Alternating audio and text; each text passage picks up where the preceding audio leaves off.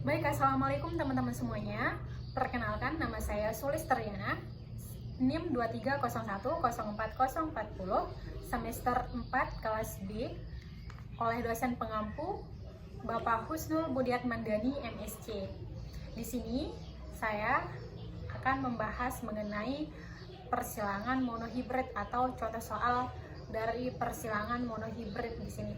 Tapi sebelum menuju ke soalnya, di sini saya akan menjelaskan terlebih dahulu kepada teman-teman semuanya mengenai apa itu genetika. Mungkin sebagian teman-teman ada yang sudah tahu apa itu genetika, namun saya akan menjelaskan kembali kepada teman-teman sekalian bahwa genetika itu adalah ilmu yang membahas bagaimana sifat makhluk hidup diwariskan dari induknya kepada keturunannya.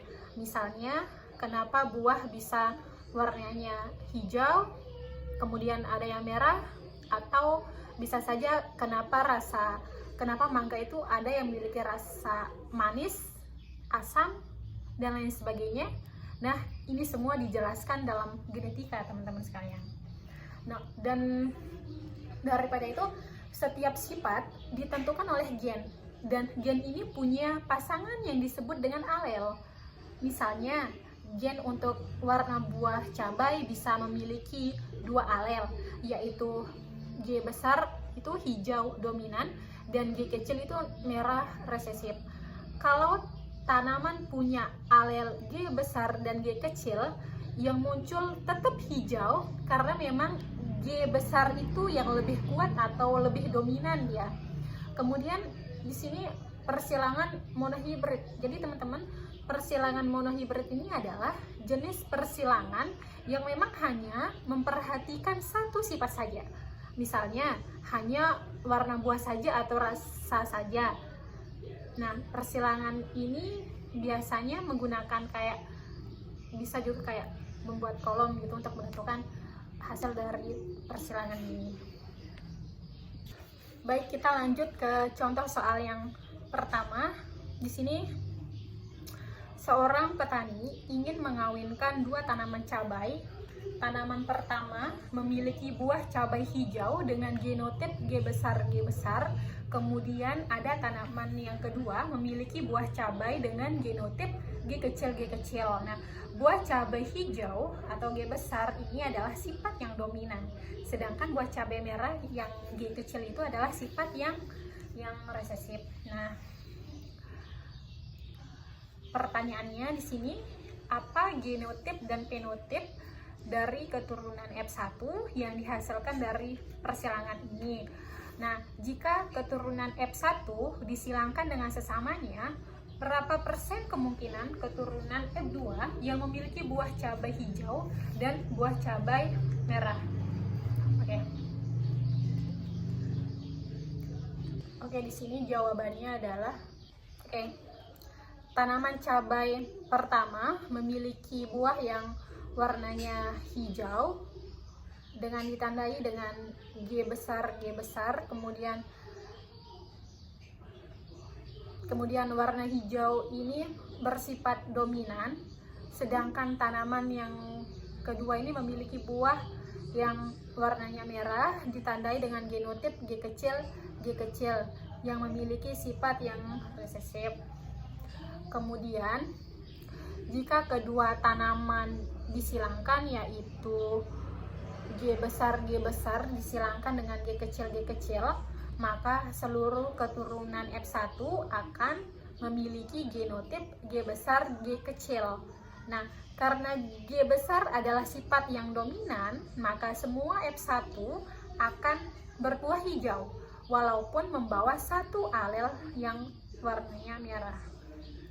Kemudian, jika F1 disilangkan dengan sesamanya, yaitu G besar G kecil disilangkan dengan G besar G kecil, kita bisa menggunakan persilangan untuk melihat hasil.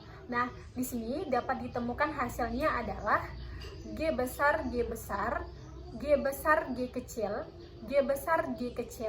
dan G kecil. Ini hasil dari persilangannya. Kemudian didapatkan di sini genotipnya 25%, G besar, kemudian 50% G besar G kecil, dan 25% G kecil. Nah, dengan fenotip 75% buah hijau karena G besar dan G besar G kecil dominan. Kemudian yang 25% buah merah ini hanya G kecil yang menampakkan warna merah karena tidak ada alel yang dominan. Ini adalah jawaban dari soal nomor 1.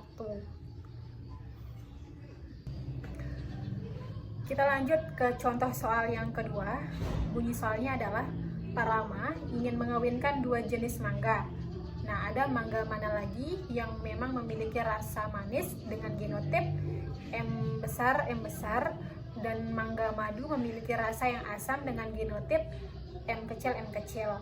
Nah, pertanyaannya, apa genotip dan fenotip dari keturunan M1 yang dihasilkan dari persilangan ini?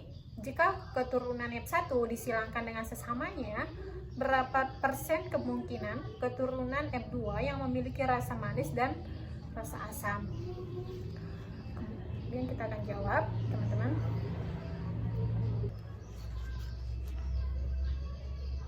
Oke, tanaman pertama adalah mangga mana lagi yang memiliki rasa yang manis dengan genotip tadi disebutkan ada M besar. Nah, di mana M besar ini adalah alel dominan untuk mangga mana lagi yang manis. Tanaman kedua adalah mangga madu yang memiliki rasa asam dengan genotip M kecil, di mana M kecil adalah alel resesif untuk rasa asam. Kemudian jika kedua tanaman ini disilangkan, yaitu M besar dengan M kecil, maka seluruh keturunan F1 akan memiliki genotip M besar M kecil karena alel M besar bersifat dominan. Maka semua F1 akan memiliki rasa manis walaupun membawa satu alel yang asam. Lalu jika sesama keturunan F1 dikawinkan, yaitu M besar M kecil disilangkan dengan M besar M kecil, kita bisa gunakan kali silang untuk mengetahui kemungkinan genotip F2. Jika kita dapat hasil M besar M kecil, dan M kecil. Jadi ada 3 kombinasi di sini yang mengandung alel M besar dan 1 kombinasi M kecil. Nah, dari hasil ini kita bisa hitung kemungkinan genotip dan fenotip. Dapat diketahui di sini genotipnya adalah 25% M besar, kemudian 50% M besar M kecil, dan 25% M kecil. Dengan fenotipnya 75% memiliki rasa yang manis karena memang M besar dan M besar M kecil sama-sama dominan. Kemudian 25%-nya lagi adalah rasa asam karena memang hanya M kecilnya saja. Nah, di sini dapat kita simpulkan bahwa semua F1 ini memiliki rasa yang manis, sedangkan F2 menghasilkan rasio 3 asam manis berbanding 1 rasa asam. Jadi sekian teman-teman, wabillahi taufiq wal hidayah. Wassalamualaikum warahmatullahi wabarakatuh.